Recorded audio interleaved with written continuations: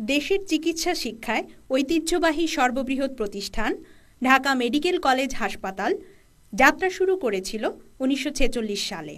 বর্তমানে ১৭০০ শয্যার হাসপাতালে বহির্বিভাগ ও জরুরি বিভাগ সহ ৩৬টি নিয়মিত বিভাগের পাশাপাশি আরও রয়েছে একটি পূর্ণাঙ্গ বার্ন ইউনিট ও জাতীয় ফিস্টুলা সেন্টার।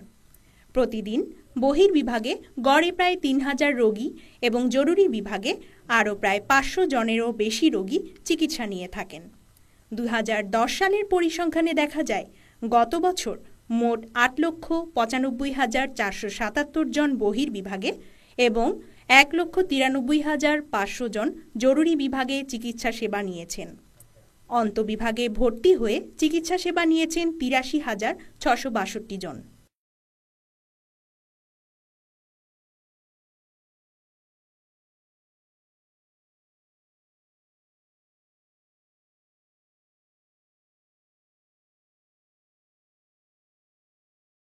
বর্তমানে হাসপাতালে ওষুধ সরবরাহের অবস্থা কেমন? যথেষ্ট পরিমাণ। আমার মনে হয় আমার চাকরি জীবনে বিগত দিনে এত ওষুধ কোন সরকারের সময় ছিল না সাপ্লাই। এখন পাবলিক, আমার তো ধারণা যে পাবলিক সন্তুষ্ট হওয়ার কথা, কারণ পাবলিক ফাংশন তো হলো অন্যরকম। মানে একটা না পাইলে তারা মনে করে যে ওষুধ নাই, কিন্তু দেখা যায় যে 10 পয়সা দামের হিস্টাসিন নাই কিন্তু 200 টাকার দামের সিরাপ পাইল, কিন্তু সে কিন্তু ওইটা বুঝবে না যে 200 টাকা সিরাপ পাইলাম 10 পয়সার হিস্টাসিন নাই, এতে কিছু আসা যায় না, এই কথাটা কিন্তু বলবে না পাবলিক। এটা কিছু কিছু ইনজেকশন আছে 200 টাকা দামও আছে একটা ইনজেকশন। আর যেমন আমাদের আসতেছে ক্যান্সার ড্রাগ, সেগুলা 500-700 করেও আছে। যে ওষুধ সবগুলো পেয়েছি, তবে স্যালাইন কম পাইছি। স্যালাইন আমার 10টা লেগেছে, 5টা দিচ্ছি। ওষুধ সবগুলো পেয়েছেন? হ্যাঁ, ওষুধ সবগুলো পেয়েছি। এখানে চিকিৎসা আপনি কেমন মনে হয়? খুব ভালো চিকিৎসা। প্রফেসরকে আমার যে মেডিসিন ডাক্তার, উনি আবার প্রফেসরের মাধ্যমে দেখাবেন। আপনি কি এখানে নিয়মিত চিকিৎসা করেন? জি, আমি এখানে এখানে চিকিৎসা কেমন মনে হয় আপনার? আমার কাছে খুব ভালো।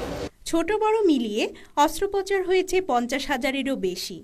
এসব নিয়মিত অস্ত্রোপচারের পাশাপাশি কিডনি সংযোজন, টোটাল হিপ রিপ্লেসমেন্ট, বিভিন্ন ধরনের ল্যাপ্রোস্কোপিক সার্জারি সহ সম্পাদন হচ্ছে এনজিওগ্রাম ও এনজিওপ্লাস্টি। এছাড়াও এখানে স্বল্প মূল্যে সাধারণ পরীক্ষা থেকে শুরু করে সিটি স্ক্যান, এমআরআই সহ প্রায় সব ধরনের রোগ নির্ণয় পরীক্ষা করা হয়। পাশাপাশি রোগীদের জন্য বিনামূল্যে প্রায় সব ধরনের ওষুধ পর্যাপ্ত পরিমাণে সরবরাহেরও ব্যবস্থা রয়েছে। গড়ে 300 থেকে 400 এক্সট্রা হচ্ছে। মেশিন আপাতত এখানে একটা আছে, রুমে একটা রুমে একটা মেশিন, এখানে এটা 1000 মেশিন।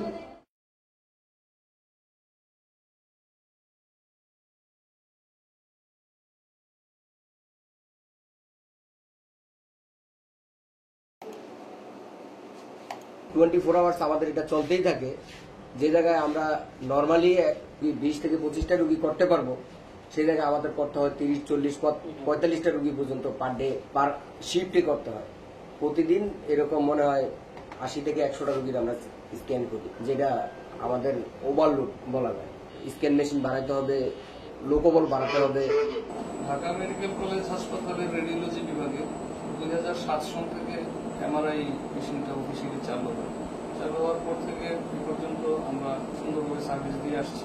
তবে বৃহত্তম হাসপাতালের, সরকারি হাসপাতালে একমাত্র এমআরআই মেশিন থাকায় এখানে রোগীর চাপ খুব বেশি।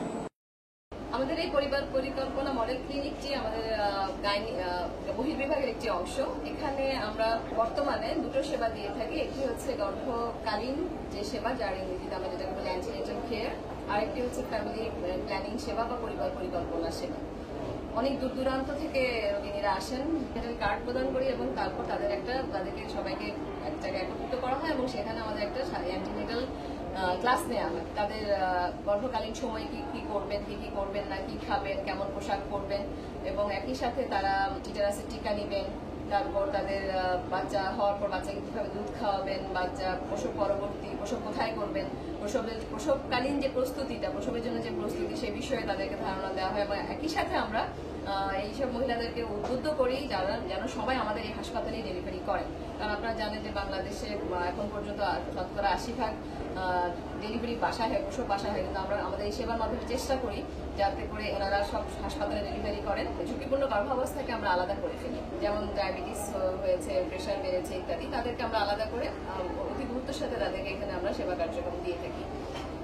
দুটো প্রবলেম, একটা হচ্ছে আমাদের ডকুমেন্টেশন, খুব মেডিকেল রেকর্ড কিপিংটা খারাপ ছিল, এটা যদি আমাদের ইলেকট্রনিক হতো, কম্পিউটারাইজড হয়ে যেত, অটোমেশন হয়ে গেলে আমাদের এই রেকর্ড কিপিংটা মানে একদম পার্মানেন্ট রেকর্ড কিপিং থাকতো এবং এখান থেকে বড় একটা ডেটাবেস জেনারেট হতো। খণ্ডিত সেবা, কারণ আমাদের এখানে যারা গর্ভকালীন সেবা নিচ্ছেন তারা কোথায় ডেলিভারি করছেন, আদৌ তারা শেষ পর্যন্ত আমাদের হাসপাতালে ডেলিভারি করছেন কিনা এটা আমরা এখানে জানতে পারছি না। সে কারণে আমি উদ্যোগ গ্রহণ করেছি আমাদের ডাক্তারদের সাথে পরামর্শ ক্রমে যে আমরা এখানে প্রসবোত্তর সেবাটা আমরা এখানে দিব। তাহলে আমাদের যারা ইনডোরে ভর্তি হচ্ছেন, প্রসব হয়ে যাওয়ার পরে চলে যাওয়ার সময় তারা আমাদের এখান থেকে প্রসবোত্তর সেবা নেবেন, একই সাথে তাদেরকে আমরা পরিবার পরিকল্পনা সেবার আওতায় নিয়ে আসতে পারবো। প্রসবকালীন সময়ে যে পুরো শরীরে পানি আসা, মাথা ব্যথা, রক্তস্রাব, বেশি রক্ত আসা, সাদা স্রাব আসা, এখানে মানে এসে অনেক কিছুই জানা যায়।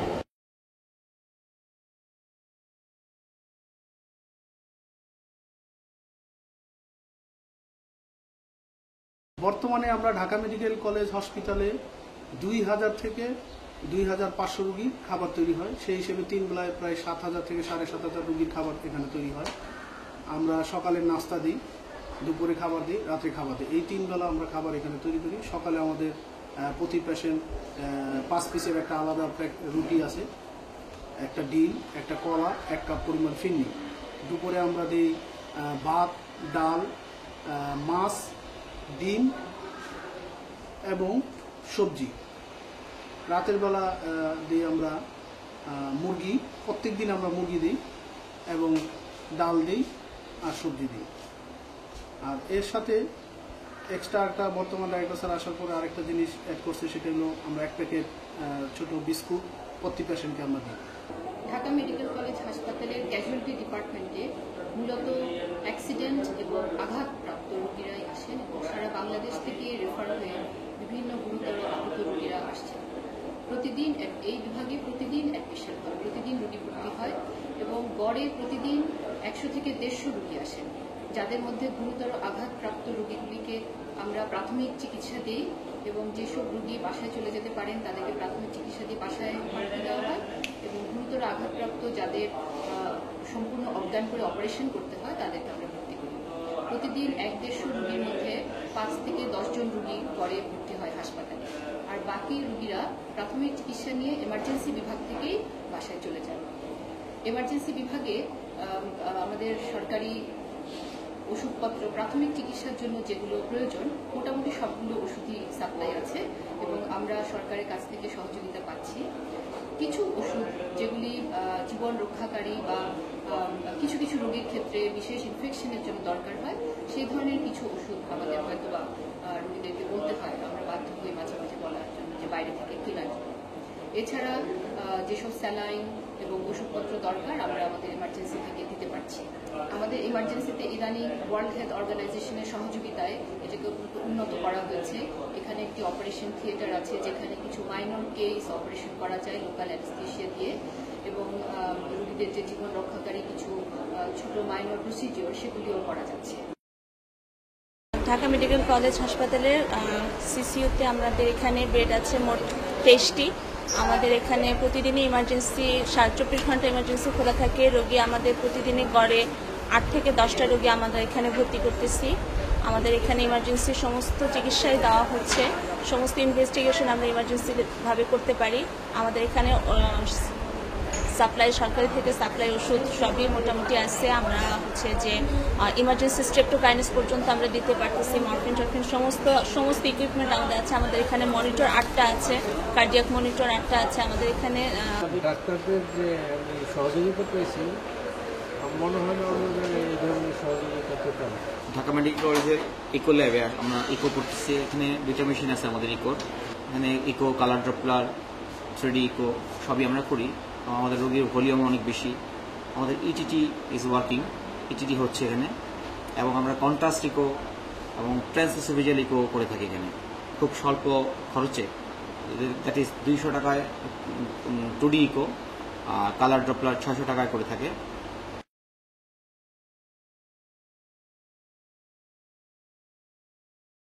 আমাদের ঢাকা মেডিকেল কলেজের যে আইসিইউ আছে এখানে পেশেন্ট সার্ভিস পেয়ে যাচ্ছে এবং এজন্য পেশেন্টকে কোনো টাকা খরচ করতে হচ্ছে, অলমোস্ট বিনা পয়সা এই সার্ভিসটা তারা পেয়ে যাচ্ছে। এবং মানুষের প্রয়োজনের অপরিহার্যতা চিন্তা করে তারপরে আমাদের মন্ত্রণালয়েরও একটা সদিচ্ছার জন্য আমরা আসলে গত মার্চে থেকে আইসিইউটা 8 বেড থেকে 20 বেডে উন্নীত করছি। কিন্তু ডাক্তার ম্যান পাওয়ার কিন্তু আমরা এখনো পাইনি। আমরা আমাদের যে এক্সিস্টিং ডাক্তার আছে এদেরকে অতিরিক্ত পরিশ্রম করায় আমরা এই আইসিইউটার সার্ভিসটাকে অব্যাহত রাখছি। চিকিৎসা সেবার অংশ হিসেবে বলেন সেটা হচ্ছে আমরা মেডিসিন সার্ভিসটা এখানে আউটপেশেন্ট এবং ইনপেশেন্ট হিসেবে দেওয়া হয়। গত বছর 2010 ক্যালেন্ডার ইয়ারে আমাদের এখানে আউটডোরে রোগী এসছেন 1,45,654 জন, যার মধ্যে 68,207 জন পুরুষ এবং 77,447 জন মহিলা। এবং এখানে দেখা গেছে যে প্রতি মাসেই আমাদের এখানে রয়েছে সেই ডাটা এবং সেখানে কি কি ধরনের রোগী এসছেন, আউটডোরে সার্ভিস পেয়েছেন। অন্তবিভাগ বা আমাদের ইনডোর সার্ভিসে যে ইনডোর পেশেন্ট গত বছর 2010 সালে আমাদের ভর্তি হয়েছিল 28,321 জন এবং এরা বিভিন্ন মাসে এবং বিভিন্ন রোগ নিয়ে এখানে ভর্তি হয়েছেন। এছাড়াও এখানে আমাদের দেয়া রয়েছে যে অসংখ্য অসুখ, যেখানে এই সমস্ত চিকিৎসা ঢাকা মেডিকেল কলেজের অন্তর্বিভাগে করা হয়। ঢাকা মেডিকেল কলেজে কোনো রোগী যদি চলে আসেন আমরা ফেরত পাঠাই না এবং তাকে যথাসাধ্য চিকিৎসা করতে হয়। সবাইকে বুঝতে হবে যে বিশাল জনগোষ্ঠীর বিশাল একটা চাপ ঢাকা মেডিকেল কলেজকে প্রত্যহ বহন করতে হয়। তবে আমাদের যে জনবল রয়েছে, যে সার্ভিস রয়েছে, যে কক্ষ রয়েছে, সেটা আজকে থেকে 50 বছর আগেকারই রয়েছে। জায়গা বাড়াতে পারিনি আমরা, আমাদের ডাক্তার বসার জায়গা নেই, কিন্তু রোগীর সংখ্যা অনেক গুণ বেড়েছে। আমাদেরকে সেই সার্ভিসটা দিতে হচ্ছে যে আমাদের হসপিটালের সেন্ট্রাল প্যাথোলজি এবং কলেজের প্যাথোলজি বিভিন্ন সহযোগিতা নিয়ে আমরা বিশাল সংখ্যক ল্যাবরেটরি পরীক্ষা নিরীক্ষা ঢাকা মেডিকেল কলেজে করি। এখন কখনো কখনো দেখা যায় যে এত ভিড়ের কারণে একজন রোগীর হয়তো প্রয়োজনীয় একটা এক্স-রে বা ল্যাবরেটরি পরীক্ষায় একটু সময় লাগে। আমি বলবো এখানে যখন কেউ ভর্তি হন একটু ধৈর্য ধারণ করার জন্য, এবং অবশ্যই চিকিৎসকরা আপনাদের পাশে রয়েছেন এবং আপনাদের জন্য যে কোনো সাহায্য করার জন্য চিকিৎসকরা এই ঢাকা মেডিকেল কলেজে সর্বদা প্রস্তুত থাকেন। এটা আমি দেশবাসীকে স্মরণ করিয়ে দিতে চাই।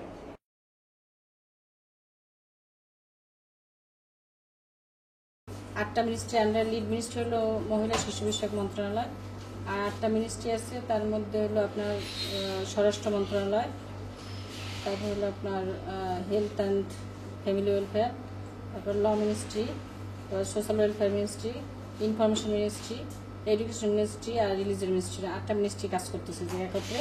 এবং এই জায়গায় ল মিনিস্ট্রি থেকে যে লয়ার বসা আছে, আর এই হোম মিনিস্ট্রি থেকে আমাদের পুলিশ আছে, আর হেলথের থেকে আমাদের ডাক্তার সিস্টার আছে সবাই, আর কাউন্সিলার আছে আমাদের যারা মানসিক ইয়েটা দেখে।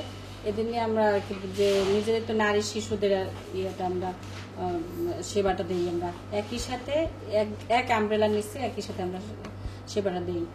সপ্তাহে 5 দিন অ্যাডমিশন। আমাদের সিস্টারের সংখ্যা কম, আমরা 4 থেকে 5 জন সকাল ডিউটিতে থাকি, আর রুগী থাকে আমাদের 100, 110, 120, তারপর ভিজিটর থাকে এসে আরো 4 গুণ 5 গুণ বেশি।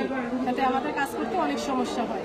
যে পরিমাণে রুগীর মতোই আমাদের ভিজিটরের সংখ্যা সেরকম থাকে, এর জন্য আমরা ওইরকম ভালো সেবার মান দিতে পারি না। আর যদি আমাদের সেবিকা যদি আরো বেশি হইতো, রুগীর সেবার মান আমরা বেশি উন্নত করতে পারতাম। আর আমরা রুগীদের কোনো কিছু বাইরে থেকে কিনতে দেই না, হসপিটালে আমাদের পর্যাপ্ত পরিমাণে সাপ্লাই আছে, সেগুলি আমরা রুগীকে দেই। আমাদের এত ম্যান পাওয়ার নেই যে আমরা এখানে কন্টিনিউ 115 থেকে 120 জন রুগী থাকেই রেগুলার।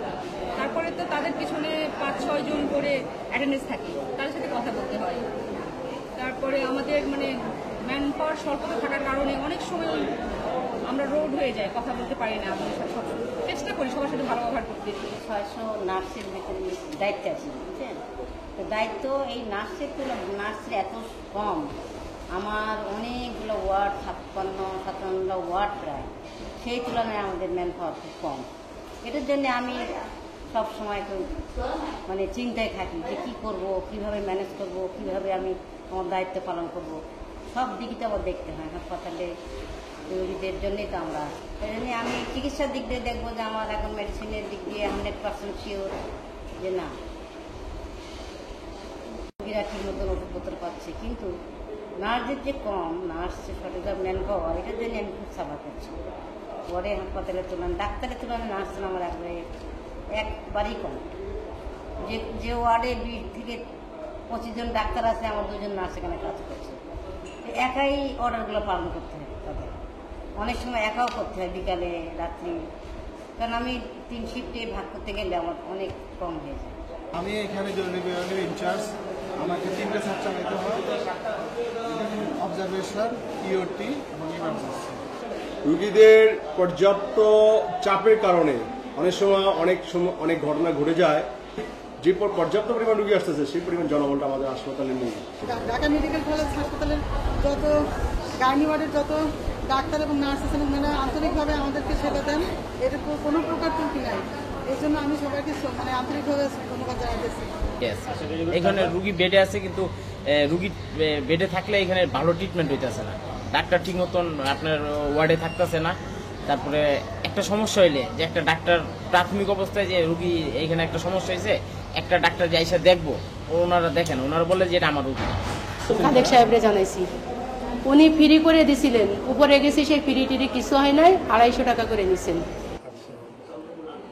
ঢাকা মেডিকেল কলেজ বাংলাদেশের সর্বপ্রথম এবং সর্ববৃহৎ মেডিকেল কলেজ। এই কলেজের সাথে দীর্ঘদিন থেকে একটা বড় হাসপাতাল অঙ্গাঙ্গিভাবে কাজ করে যাচ্ছে, কিন্তু বাস্তব ক্ষেত্রে যদি দেখা যায়, ঢাকা মেডিকেল কলেজ হাসপাতাল এখন এই হাসপাতালের ধারণ এবং ক্ষমতার বাইরে চলে গেছে। 1946 সালে যখন ঢাকা মেডিকেল কলেজ সৃষ্টি হয়, তখন শুধু এখানে MBBS কোর্স চালু ছিল, কিন্তু আজকে 2011 সালে পর্যায়ক্রমে শুধু MBBS না, তার সাথে আরও 40টি বিষয়ে পোস্ট গ্র্যাজুয়েট ডিগ্রি করার জন্য সাবজেক্ট সম্পৃক্ত হয়েছে। এই নিয়ে বর্তমানে ঢাকা মেডিকেল কলেজের ছাত্র সংখ্যা প্রায় 2100 থেকে 2200 ছাত্র সংখ্যা, যার মধ্যে 1100 হলো আন্ডার গ্র্যাজুয়েট এবং 1000 হলো পোস্ট গ্র্যাজুয়েট ছাত্র। কিন্তু সেই ছাত্র সংখ্যার বৃদ্ধির সাথে যে ইনফ্রাস্ট্রাকচারের যে ডেভেলপমেন্ট, তাদের থাকার যে ব্যবস্থা, তাদের যে লাইব্রেরির ব্যবস্থা, ক্লাসরুমের ব্যবস্থা, সেই তুলনাভাবে কিন্তু বাড়ানো হয়নি। এখনও আমাদেরকে সেই 46 সালের স্ট্রাকচারের মধ্যে, যেখানে নাকি ভর্তি হয়েছিল তখন প্রায় 200 থেকে 250 ছাত্র, এখানে আমাদের 2200 ছাত্রকে অ্যাকোমোডেট করতে হচ্ছে। ঠিক সেই অবস্থা কিন্তু হাসপাতালের ক্ষেত্রে বিদ্যমান। আজকে হাসপাতাল যখন শুরু হয় তখন ছিল 400 বেড, বর্তমানে সরকারিভাবে 1800 বেড, কিন্তু রুগী থাকে সবসময় 2500। এরকম একটা অবস্থার মধ্যে আমার মনে হয় ঢাকা মেডিকেল কলেজের পক্ষে এখন সার্ভিস দেওয়াটা অত্যন্ত দুর্লভ ব্যাপার হয়ে গেছে। যেখানে রুগীর চাপ বেশি, ডাক্তারের সংখ্যা সীমিত, নার্সের সংখ্যা সীমিত, সেইখানে এই ধরনের সার্ভিসের ব্যত্যয় হওয়াটা অস্বাভাবিক কিছু। আমরা সার্ভিস দিয়ে যাচ্ছি, তারপরেও মানুষের কাছে ধারণা, মিডিয়ার কাছে ধারণা যে আমরা অবহেলা করি। বাস্তবে আমরা অবহেলা করি না, আমাদের উপর প্রচণ্ড চাপ। এই চাপের সীমাবদ্ধতা করা উচিত এবং চাপকে কিছু রহিত করা উচিত, তাহলে আমরা সার্ভিস দিতে পারবো। ঢাকা মেডিকেল কলেজ হাসপাতাল 1700 শয্যার দেশের সর্ববৃহৎ হাসপাতাল। গড়ে রোগী থাকে 150 থেকে 2400, অর্থাৎ ধারণ ক্ষমতার অতিরিক্ত 5 থেকে 600 রোগী সার্বক্ষণিকভাবে এখানে অবস্থান করে। ধারণ ক্ষমতার অতিরিক্ত যখন এই রোগীগুলো অবস্থান করে, তখন সঙ্গত কারণেই বেশ কিছু সমস্যার সৃষ্টি হয়। এই সমস্যাগুলো উত্তরণের জন্য বিভিন্ন পদক্ষেপের প্রয়োজন হয়। আমরা বর্তমানে যে কাজটা করতে চাচ্ছি সেটা হলো 4টা এরিয়ার উপরে আমাদের মূল কার্যকলাপটা সীমাবদ্ধ। প্রথমত, রোগীর যখন ভর্তি হয়, ভর্তির পরে যাতে একটা গ্রহণযোগ্য পর্যায়ে সেবা প্রদান করা যায় সে ব্যবস্থা করা। হাসপাতালে ভর্তিকৃত রোগীদের জন্য ওষুধ সরবরাহ নিশ্চিত করা। রোগীর খাবারের মান মোটামুটি একটা পর্যায়ে নিয়ে আসা সম্ভব হয়েছে। এই মুহূর্তে হাসপাতাল থেকে প্রায় 400 ধরনের ওষুধ এবং অন্যান্য চিকিৎসা সামগ্রী সরবরাহ করা হয়। এছাড়া যখনই রোগী কিংবা এখানে এসে ভর্তি হন তখন ডাক্তাররা যাতে সার্বক্ষণিকভাবে তাদের অ্যাটেন্ড করতে পারেন আমরা কনস্ট্যান্টলি এটাও মনিটর করি। তারপরে অনেক সীমাবদ্ধতা আছে আমাদের, এই সীমাবদ্ধতাগুলো দূর করার জন্য অনেক চেষ্টা করছি। মূল সমস্যা এখানে যেটা সেটা হলো সারা বাংলাদেশের নিউরোসার্জারি কিংবা গাইনি কিংবা পেডিয়াট্রিক্সের রোগী যদি ঢাকা মেডিকেল কলেজ হাসপাতালে পাঠানো হয় তাহলে কোনো অবস্থাতে এই প্রতিষ্ঠানের পক্ষে এককভাবে সবকিছু করা সম্ভব হবে না। সেখানে অসঙ্গতি থাকবে, ওই জায়গাটার ভিতরে অনেক অভিযোগও উঠবে। কিন্তু আমরা এই ক্ষেত্রে আন্তরিকভাবে চেষ্টা করছি। তারপরেও আমাদের সীমাবদ্ধতা যেটুকু আছে সেই সীমাবদ্ধতা দ্বারা সব সমস্যার আমরা সমাধান করতে পারবো না, এটাও যেমন ঠিক। একইভাবে এই চিকিৎসা বর্তমানে যে ধারা যেটা আছে অথবা এই হাসপাতালের ভিতরে যে প্রত্যন্ত অঞ্চল থেকে যে রোগীগুলো আসতেছে সেই রোগীগুলো যদি বিভিন্ন স্তরে চিকিৎসার জন্য ভর্তি হয়ে যেতে পারত তাহলে চিকিৎসা সেবা এখানে আরেকটু আমরা উন্নত করতে সক্ষম হতাম। এমত অবস্থায় আমরা কর্তৃপক্ষ প্লাস এখানে যারা চিকিৎসা নিতে আসেন তাদের কাছে সবিনয়ে একটা অনুরোধ রাখব, অযথা হাসপাতালে ভিড় করবেন না। যেহেতু হাসপাতাল থেকে বেশিরভাগ ওষুধ সরবরাহ করা হচ্ছে, একটা গ্রহণযোগ্য পর্যায়ের খাবার সরবরাহ করা হচ্ছে, সুতরাং এই ক্ষেত্রে হাসপাতাল পরিষ্কার পরিচ্ছন্নতা রক্ষার্থে আপনাদের উপস্থিতি অতটা প্রয়োজন নেই আগের পূর্বের মতো।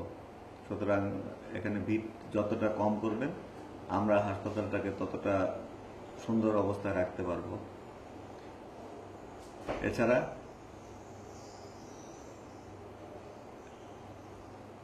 ঢালাওভাবে যে অভিযোগগুলো অনেক সময় তোলা হয় সেই অভিযোগগুলো অনেক সময় ভিত্তি থাকে না।